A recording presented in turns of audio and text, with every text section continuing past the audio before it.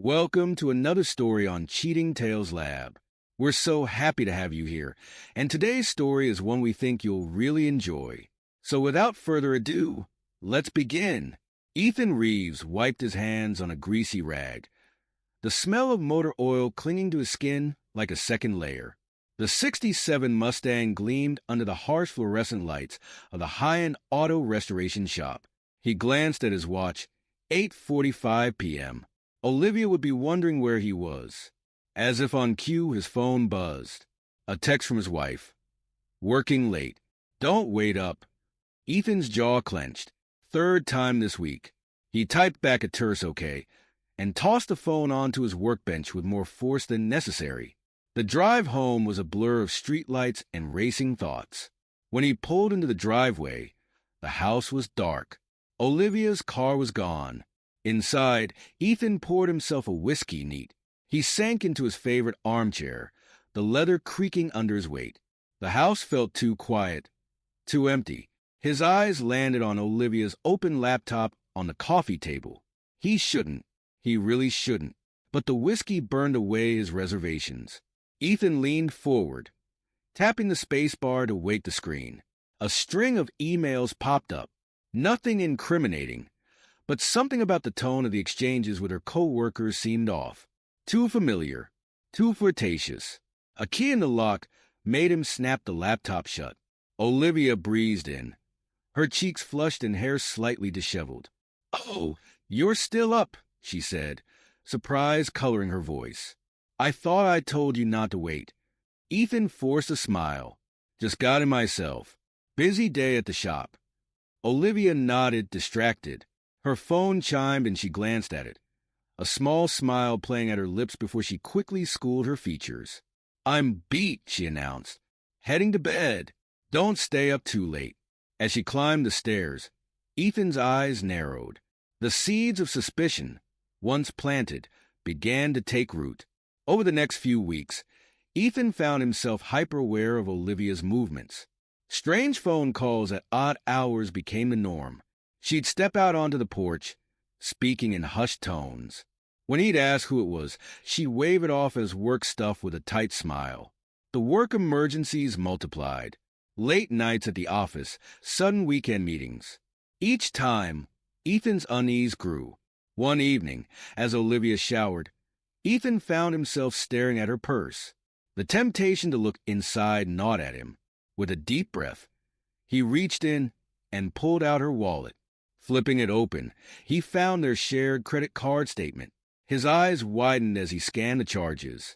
Upscale restaurants he'd never heard of, hotels in the city. His stomach churned.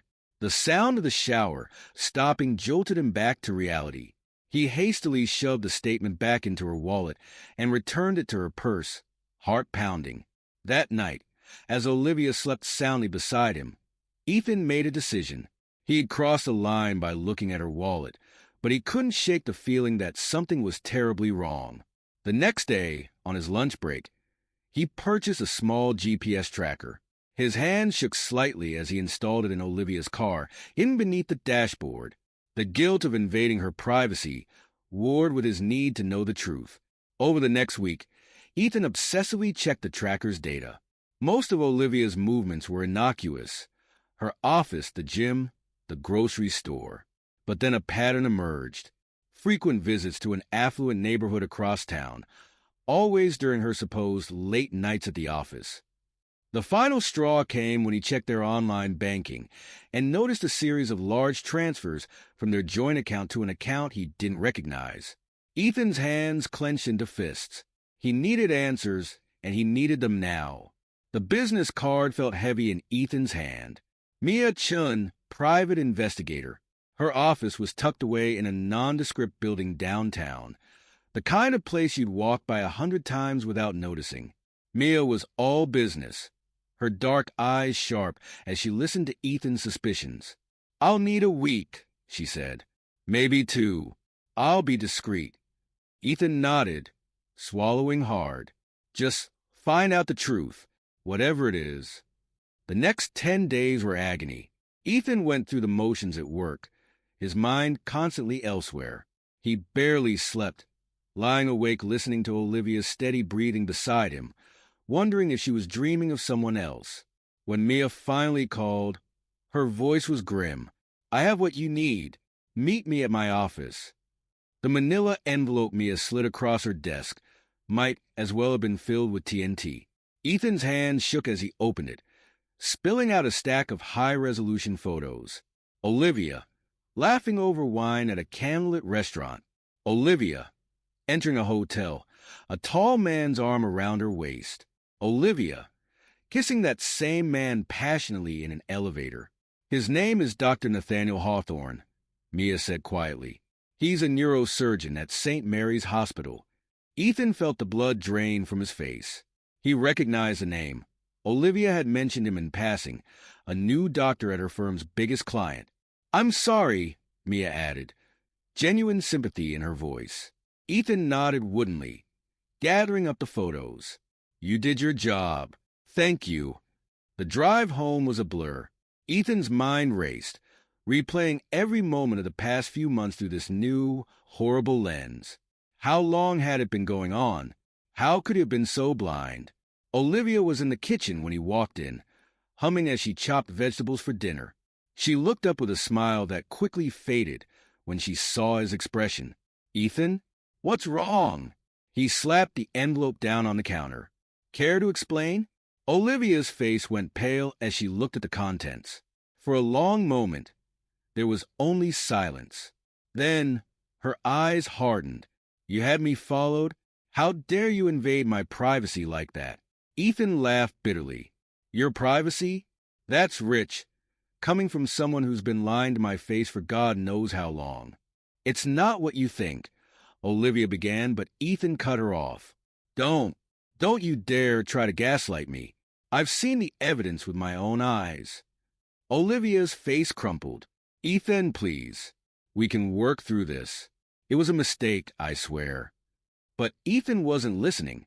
His eyes had caught on Olivia's phone on the counter. Screen lit up with a new message. From Nate. In that moment, something in Ethan snapped. He grabbed the phone, ignoring Olivia's protests.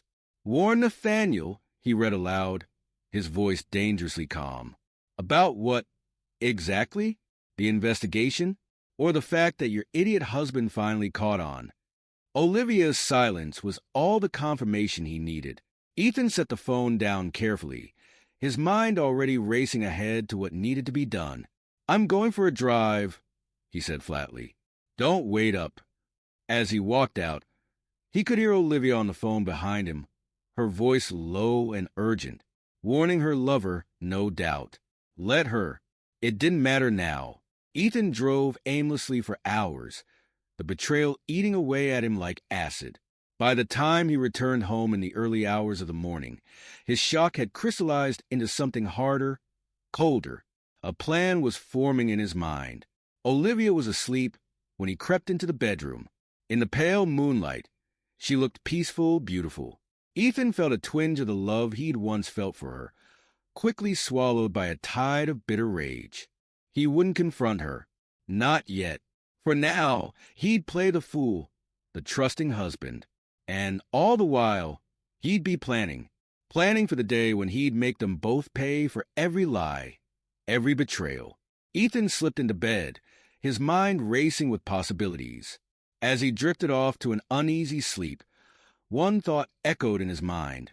Revenge would be sweet. Nature, it seemed, had a twisted sense of timing.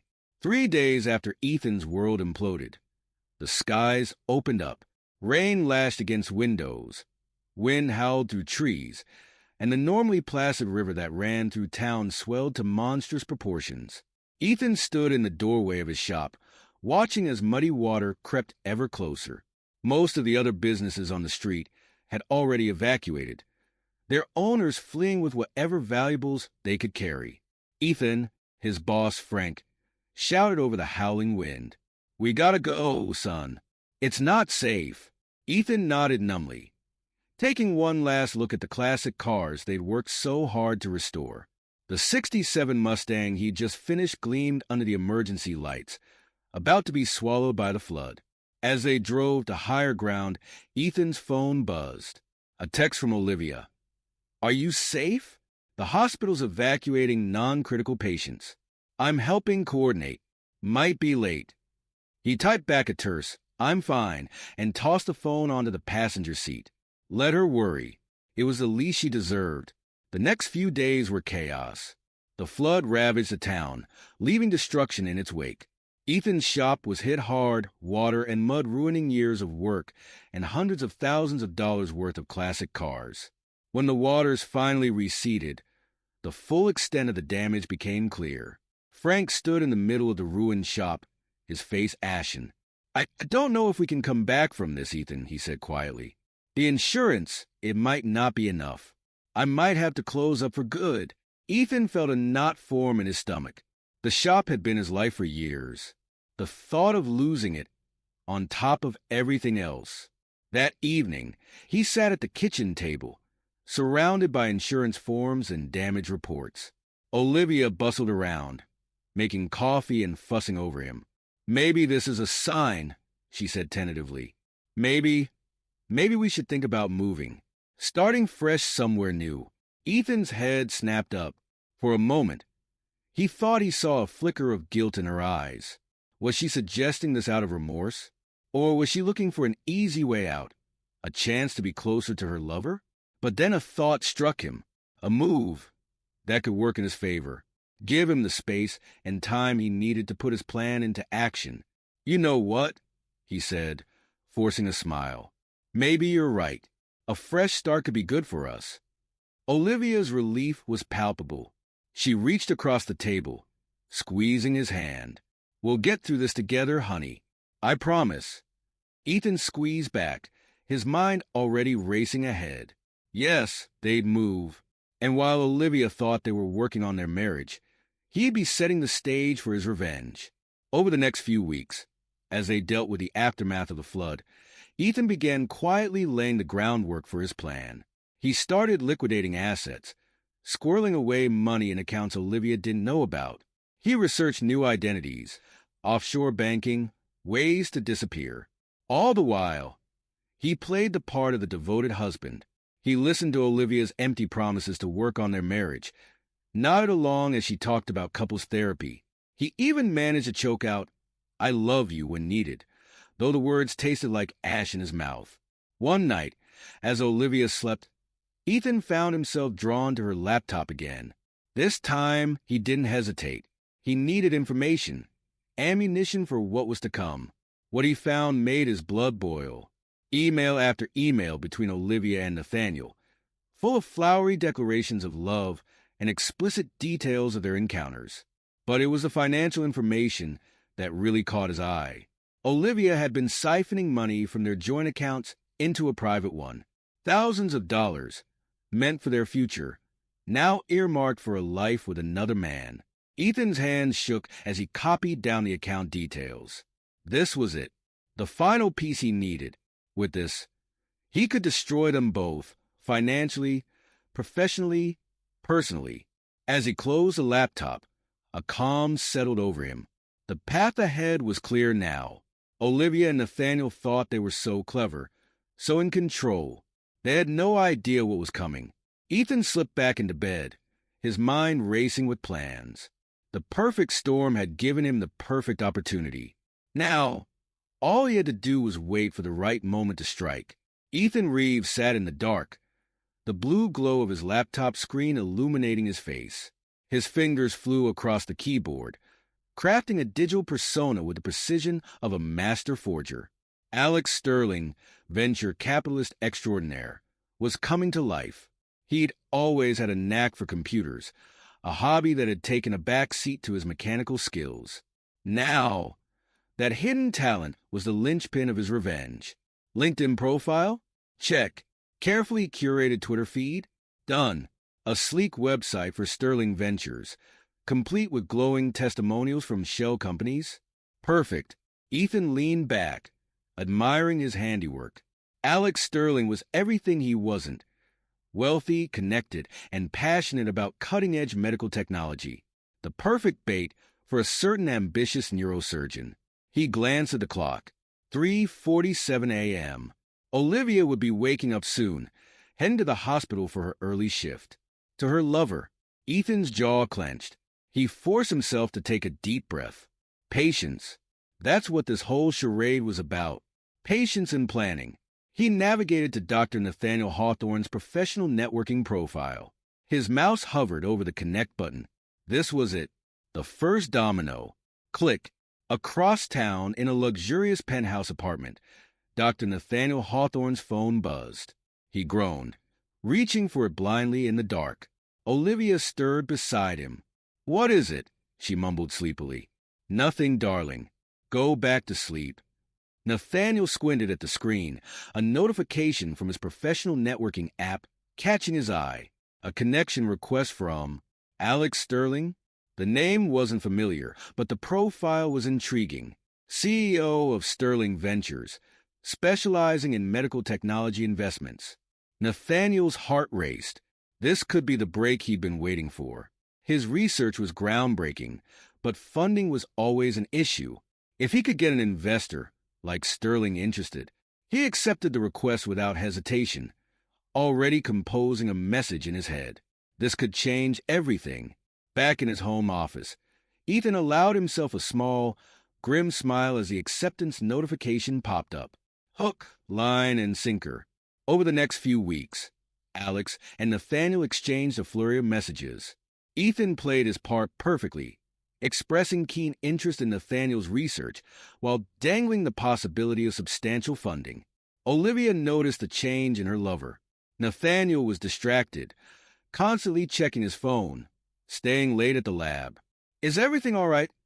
she asked one night over dinner at their favorite upscale restaurant, the same one where Ethan had first seen them together in Mia's photographs. Nathaniel's eyes gleamed with excitement. "Better than all right. I might have found an investor for my project. If this pans out, Olivia, we're talking millions in funding. It could change everything." Olivia's heart swelled. This was what she'd been waiting for. A chance to start over, to leave behind the guilt and the lies. "That's wonderful, Nate. Tell me everything."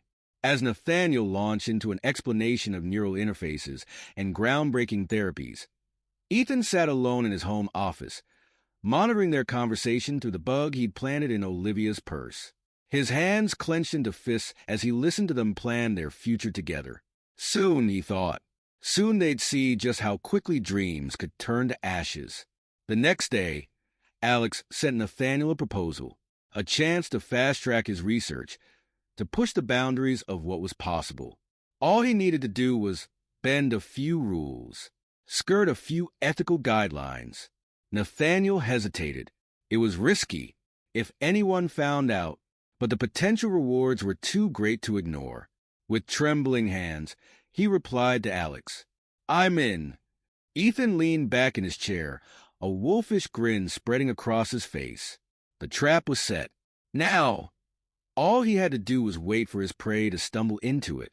Dr. Melissa Chung, head of the Medical Ethics Board at St. Mary's Hospital, frowned at her computer screen. The anonymous email she received was troubling, to say the least. Allegations of unethical research practices, patient safety concerns, forged consent forms, all pointing to one of their most prominent surgeons, Dr. Nathaniel Hawthorne. She'd always had reservations about Hawthorne. Brilliant, yes, but there was an arrogance to him that set her on edge. And now this. With a heavy sigh, she picked up her phone. "Sarah, get me the hospital administrator. We need to launch an investigation. And contact Dr. Hawthorne's department. All his research is to be put on hold, effective immediately." Across town, in his opulent office, Nathaniel's world was crumbling around him. His phone hadn't stopped ringing all morning. The ethics board, the hospital administrator, even the local medical licensing board, all demanding answers he couldn't give. How had they found out? He'd been so careful. A soft knock at the door made him jump. Olivia slipped in, her face pale with worry. "Nate, what's going on?" "There are rumors flying all over the hospital." Nathaniel said, "I don't know. Someone's accused me of—" "God, Olivia, it's bad. Falsifying data, endangering patients." They're saying I've violated every ethical guideline in the book. Olivia's hand flew to her mouth. But that's not true, is it? Tell me it's not true. The silence that followed was deafening. Nate, he couldn't meet her eyes. I might have cut a few corners, pushed things a little faster than regulations allowed, but it was for the greater good. Don't you see? With Alex's funding, we were on the verge of a breakthrough. Olivia felt the floor drop out from under her. Alex, the investor? Nate, what have you done? Before he could answer, his phone buzzed again. A text from an unknown number. Check your email. With trembling fingers, Nathaniel opened his inbox. His blood ran cold. There, in his sent folder, was an email he had no memory of writing, addressed to the ethics board, the hospital administration, even local news outlets. A full confession of his misdeeds, along with, oh God, photos of him and Olivia in compromising positions, in his office, in on-call rooms. No, he whispered. No, no, no. Olivia peered over his shoulder, her face draining of color. How? Who? The pieces fell into place with sickening clarity. Ethan, it had to be. But how? How could he have orchestrated all of this? Across town, in a nondescript internet cafe, Ethan allowed himself a moment of satisfaction as he hit send on the final email. The dominoes were falling, faster and harder than even he had anticipated. He'd underestimated how quickly Nathaniel would compromise his ethics in pursuit of glory and funding. It had made his job almost too easy. A few well-placed keyloggers, some carefully timed system updates pushed to Nathaniel's devices, and he'd had access to everything. Emails, text messages, even webcam footage. The photos had been a stroke of luck. He hadn't expected them to be so careless, to flaunt their affair right under the noses of their colleagues. But their arrogance had played right into his hands. Now, it was time for the final blow. Olivia's phone buzzed. A notification from her banking app. With shaking hands, she opened it, already knowing what she would find. The secret account she'd set up, the one she'd been funneling money into for months, planning for a fresh start with Nathaniel, it was empty. Every last cent gone. A text message flashed across her screen. From Ethan. Thought you could hide it from me? Game over, Olivia.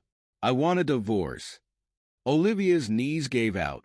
She sank to the floor of Nathaniel's office, her world collapsing around her. Nathaniel was too lost in his own panic to notice. His phone was ringing again. The hospital administrator, demanding he turn himself in for questioning.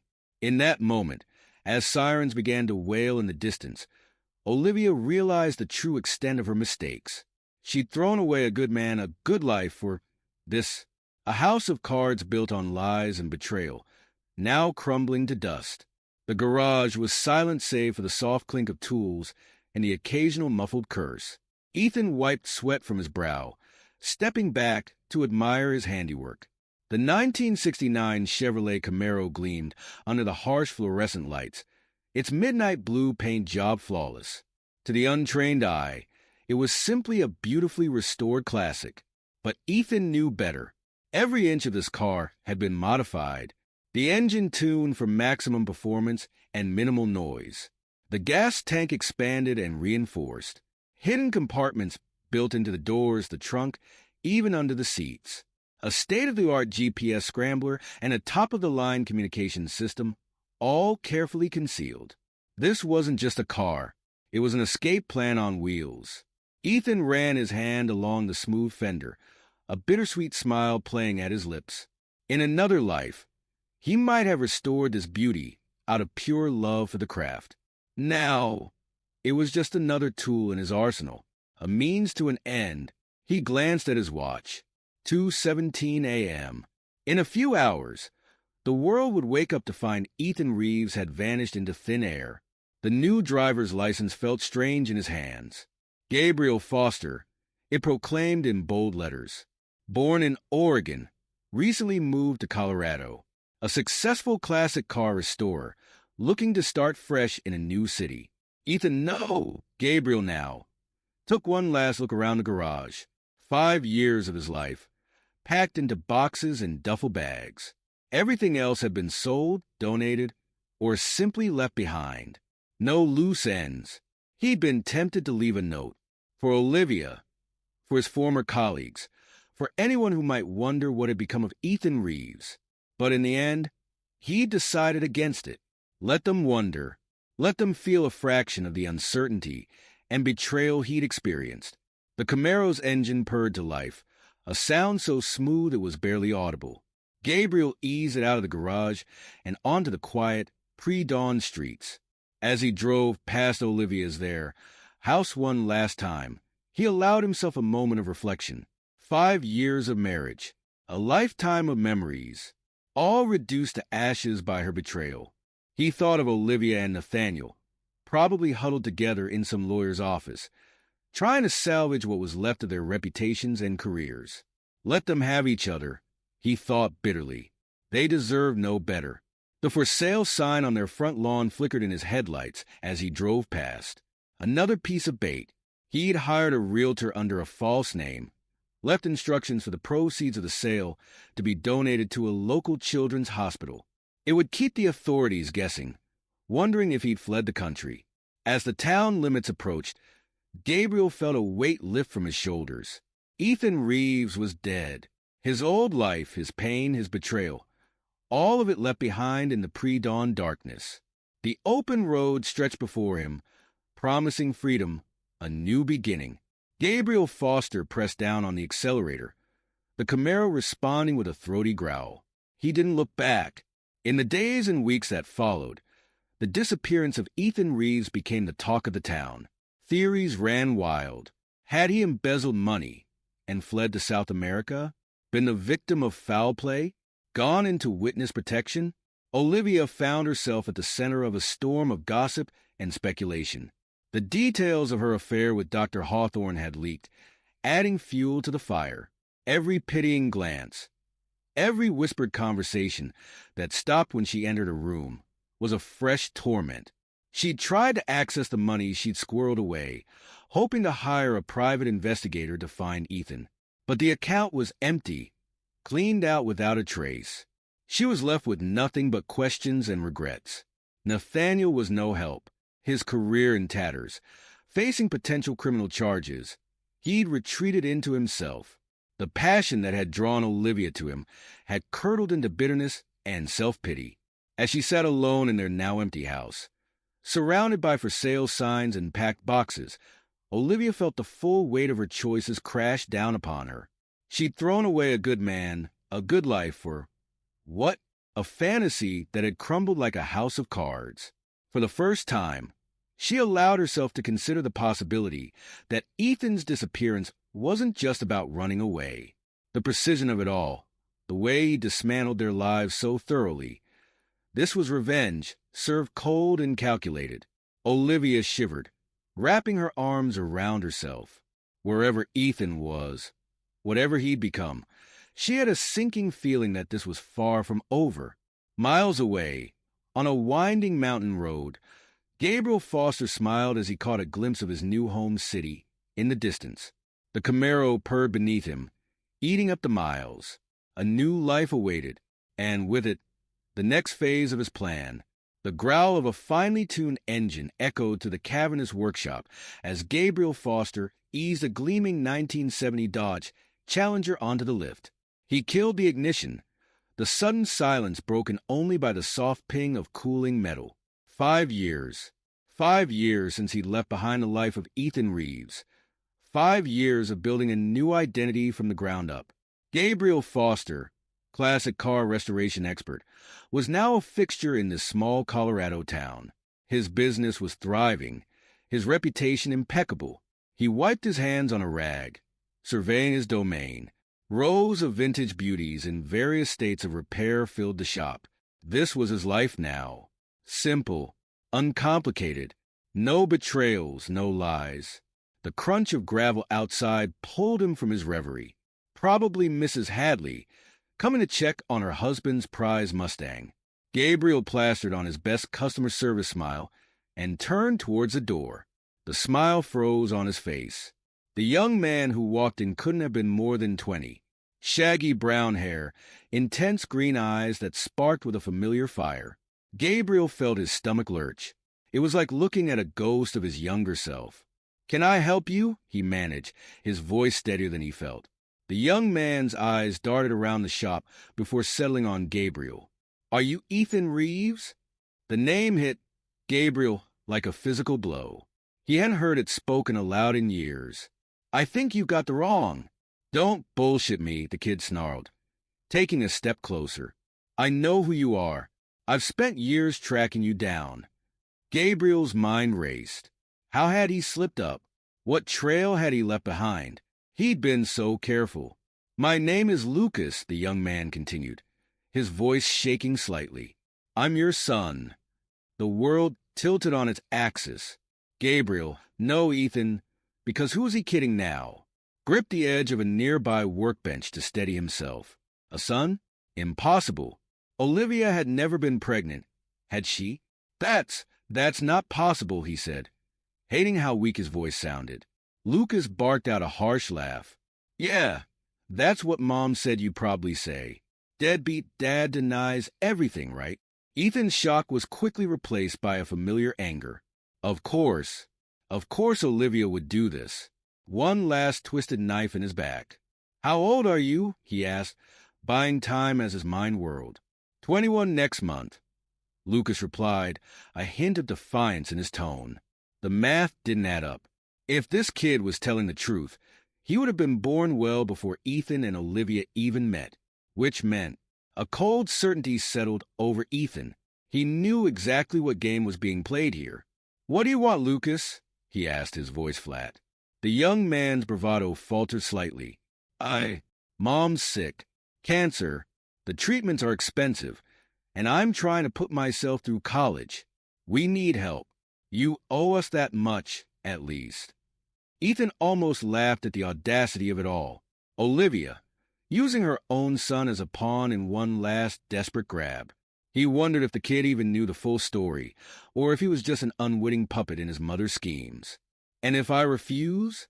Ethan asked, curious to see how far the charade would go. Lucas's jaw clenched. "Then I'll go to the police. Child abandonment. I'll sue you for back child support. I'll make sure everyone knows what kind of man Ethan Reeves really is." Now Ethan did laugh, a short, bitter sound that made Lucas take a step back. "Kid, you have no idea what kind of man Ethan Reeves really is. But I'll tell you what, come back tomorrow. I'll have something for you then." Lucas hesitated, clearly thrown off by this response. You're not denying it." Ethan shook his head. "Go home, Lucas. Tell your mother you found me. Come back tomorrow at noon, and we'll settle this once and for all." After a moment of tense silence, Lucas nodded jerkily and turned to leave. At the door, he paused. "Don't try to run. I'll find you again." Ethan watched him go, a storm of emotions swirling in his chest.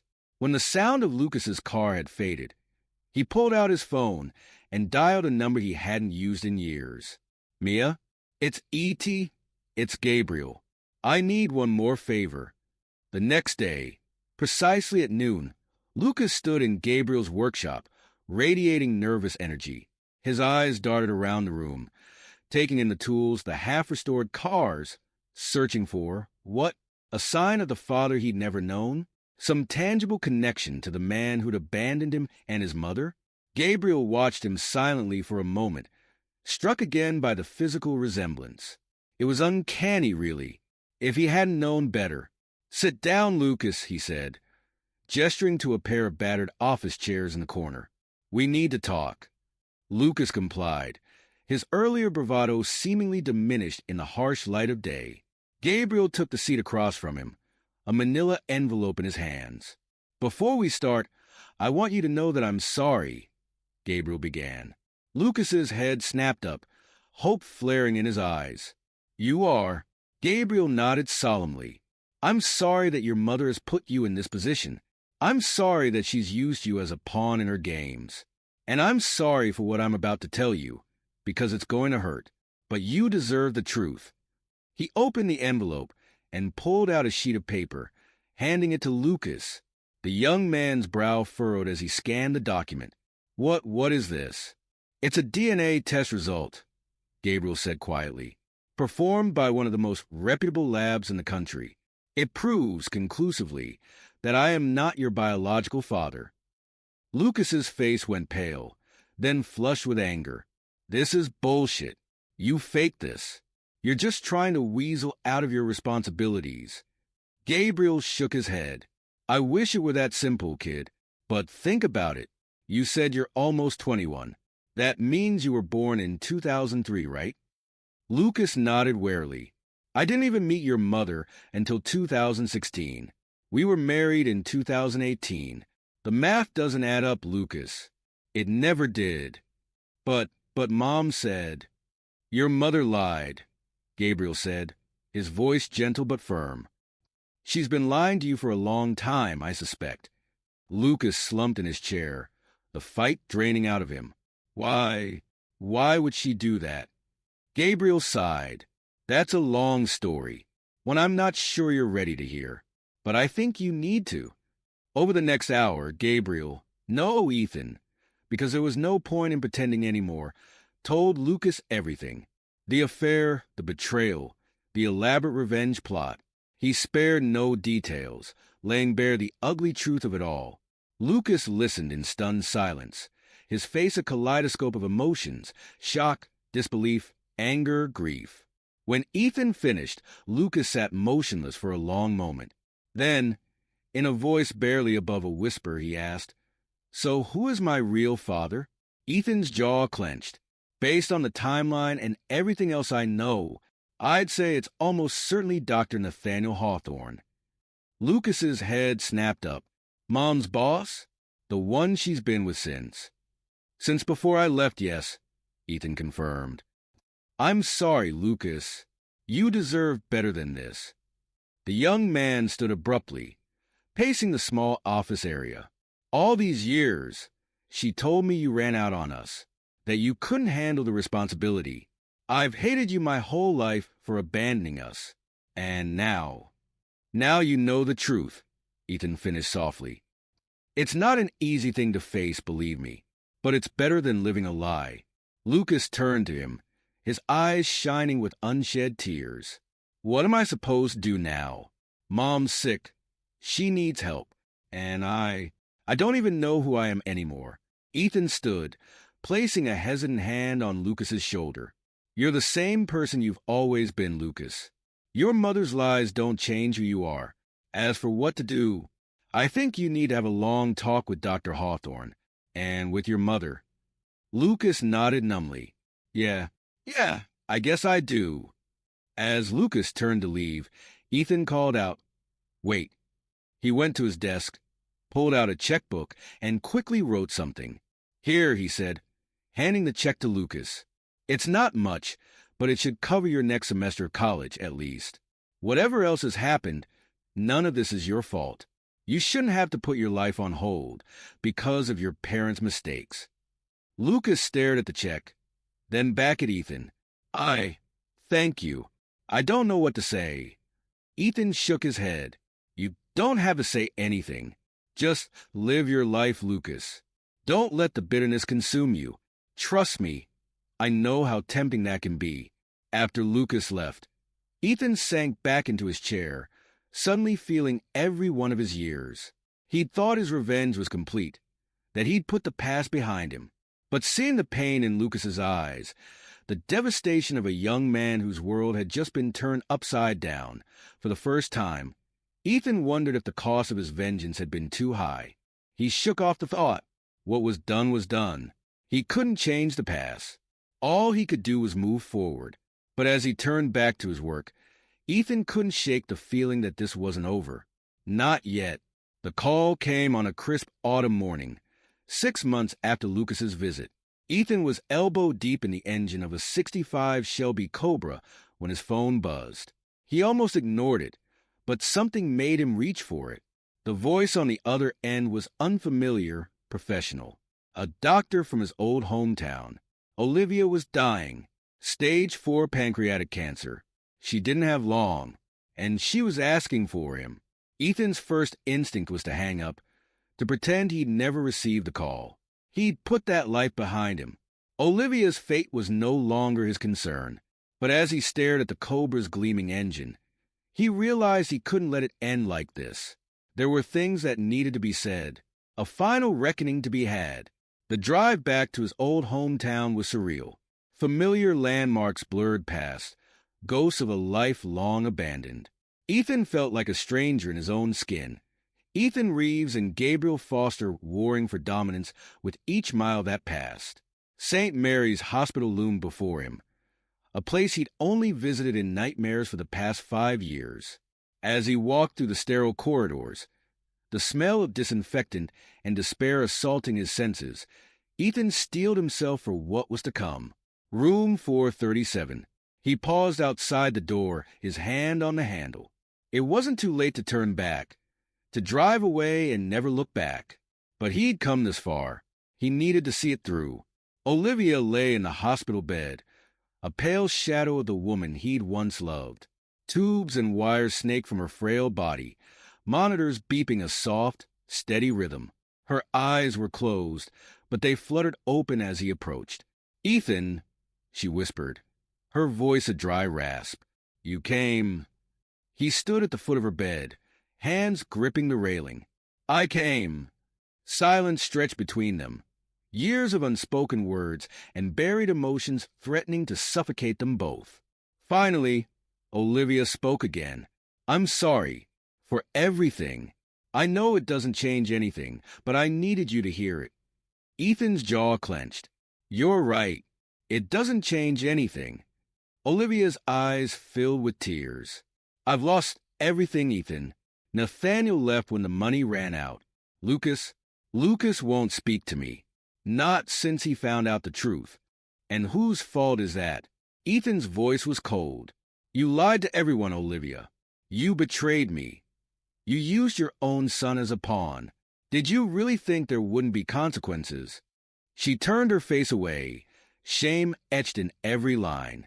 "I didn't think. I was selfish and scared, and I'm paying for it now. We all are."